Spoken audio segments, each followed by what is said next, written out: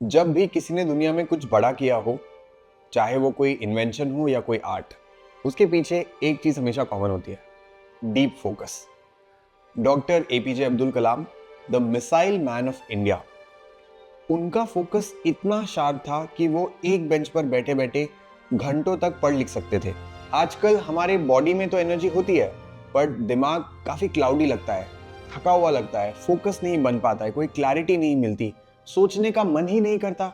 और ये सिर्फ हमारे साथ नहीं होता है, बच्चों के साथ भी हो रहा है। आजकल के बच्चे फोन पर तो घंटों तक बैठे रह सकते हैं, लेकिन कोई भी नई चीज सीखने को बोलो तो अटेंशन काफी कम हो जाता है।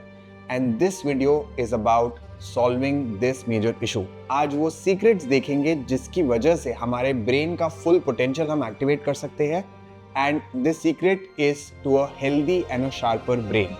So let's learn in 5 pointers one by one.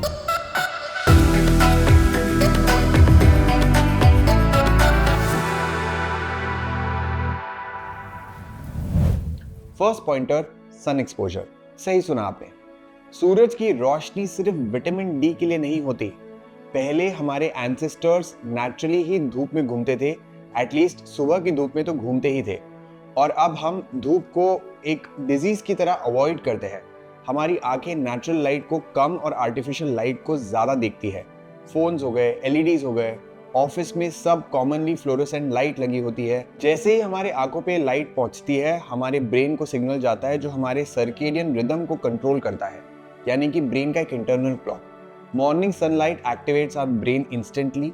Melatonin, serotonin, cortisol जैसे हॉर्मोन्स नेचुरली इससे बैलेंस हो जाते हैं। So we naturally increase our chances of staying happy, focused and fresh. Second, breathe deeply. People with healthy brains usually breathe deeply and rhythmically in a sync. जिन लोगों के brain healthy होते हैं, उनका जो ब्रीदिंग पैटर्न है वो काफी काम और ग्राउंडेड होता है। Slow and deep breathing helps us to slow down the brain and this is why it helps you to focus more. कभी नोटिस करना कि कैसे बड़े आर्टिस्ट, कोई classical musician, yogis, chess master एक स्टेडी और काम स्टेट में होते हैं। They have to practice silence by choice. धीरे से हर सुर को पकड़ना, हर प्राणायाम में डीप ब्रेथ्स लेना। Every art requires some slow movement and this happens with deep breathing. अगर हम भी स्लो और डीप ब्रीदिंग प्रैक्टिस करेंगे तो हमारा ब्रेन रिएक्टिव नहीं होगा, रिस्पॉन्सिव मोड में चला जाएगा।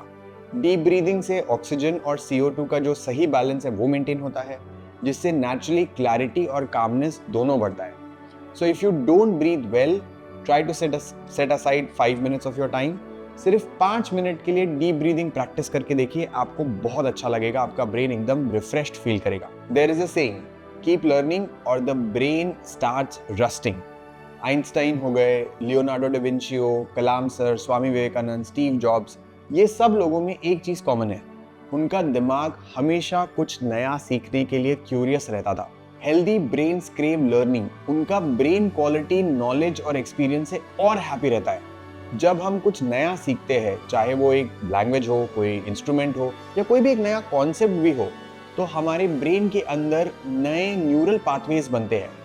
इस प्रोसेस को कहते हैं न्यूरोप्लास्टिसिटी, यानी कि हमारा ब्रेन जो है वो स्टिमुलेट होता है। चैलेंज करेंगे हम अपने आप को तो उतना ही वो एक्सपैंड होगा। कांस्टेंट लर्निंग ही वो चीज है जो आपके ब्रेन को यंग और शार्प रखती है। इसलिए ट्राई करें कि छोटे से बड़ा काम आप खुद करें। जैसे आपकी उम्र बढ़ती रहेगी वैसे वैसे आप और यंग होने लगेंगे। और ये सिर्फ और सिर्फ माइंड को यंग रखने से होगा। चाहे वो एक नई रेसिपी हो, कोई एक नई किताब हो, कोई नया काम सीखना हो या कोई नई एक्सरसाइज भी अपने ब्रेन को यंग रखती है। और इसी से हमारा पॉइंट नंबर 4 आता है, मूव योर बॉडी। जैसे ही एग्जाम्स आते हैं, बच्चों को हम आउटडोर गेम्स छोड़ने के लिए कहते हैं, सिर्फ पढ़ाई करने के लिए पुश करते हैं। क्यों? बिकॉज वी थिंक कि फिजिकल एक्टिविटी और ब्रेन का कोई कनेक्शन ही नहीं है। But always remember that motion creates emotion. Body को आप मूव करते हैं तो ब्रेन में BDNF यानी ब्रेन डिराइव न्यूरोट्रॉपिक फैक्टर नाम का एक हार्मोन रिलीज होता है, जो ब्रेन के ग्रोथ और रिपेयर के लिए बहुत ही ज़्यादा ज़रूरी है। जब आप बॉडी को मूव करते हैं, ब्लड सर्कुलेशन बढ़ता है, ब्रेन तक ज़्यादा अच्छे से ऑक्सीजन पहुंचता है, न्यूट्रिएंट्स पहुंचते हैं एंड मूवमेंट से ब्रेन आपका ज़्यादा अलर्ट, शार्प और स्टेबल फील करता है। सिर्फ इंटेंस वर्कआउट की बात नहीं हो रही है, light walking, stretching, dance, yoga, कोई भी टाइप का आप मूवमेंट करते हैं वो सब कुछ काउंट होगा इसमें. So if you want a healthy and a sharper brain, you have to avoid sitting still. So just try to move your body and that in turns move your mind also. Take care of the gut. सिर्फ meditation और learning से brain sharp नहीं होगा, it also requires brain food. और brain और गट दोनों भी बहुत अच्छे दोस्त हैं. अगर आपका गट खुश नहीं होगा तो आपका ब्रेन हमेशा डल फील करेगा. अगर आपका गट हेल्थ खराब होता है तो मूड आपका अपने आप लो हो जाएगा, एंग्जाइटी लगेगा, थोड़ा फॉगी टाइप का लगेगा, क्लियरली आप सोच नहीं पाएंगे.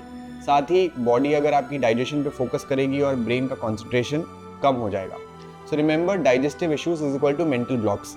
डाइजेशन खराब होगा तो दिमाग भी खराब होगा. इसलिए make a habit of having good food, fresh food. Daily आप अपनी डाइट में healthy fat, dry fruit, nuts, coconut, ऐसे सब चीज़ें ऐड कर सकते हैं. Junk food, excess sugar, process food को अवॉइड कर सकते हैं. और हाइड्रेशन बहुत ही इंपॉर्टेंट है ताकि आपका ब्रेन अच्छे से काम करे. अगर आप एक नेचुरली शार्प, फोकस्ड और पीसफुल ब्रेन चाहते हैं तो सिर्फ ब्रेन गेम्स या IQ टेस्ट से काम नहीं चलेगा. You need to follow brain friendly habits also. Let's recap. 1. Morning sunlight for hormone balance and natural energy. 2. Deep breathing. Calmness और कंसंट्रेशन के लिए डीप ब्रीदिंग बहुत ही इफेक्टिव तरीका है, डेफिनेटली ट्राई करना चाहिए. Life long learning for sharpness and neuroplasticity, कुछ ना कुछ नया सीखते रहना है. Body movement for brain stimulation by blood flow. And gut care for emotional balance and mental health. इन हैबिट्स के बारे में सबसे बढ़िया बात यह है कि ये सब के सब फ्री है और हर कोई इसे फॉलो कर सकता है, क्योंकि इवेंचुअली हमें पता है कि सिर्फ एग्जाम्स के लिए ब्रेन का शार्प होना ज़रूरी नहीं है. हमारे लाइफ का हर डिसीजन, हर रिलेशनशिप और हर सपना हमारे ब्रेन की कैपेसिटी पर ज़्यादा डिपेंड करता है. Thank you for watching the video and share this video with your friends and family. और कमेंट में ज़रूर बताना कि आज कौन सा पॉइंट आपको सबसे ज़्यादा वैल्यूएबल लगा. If you enjoyed this video, check out this one also.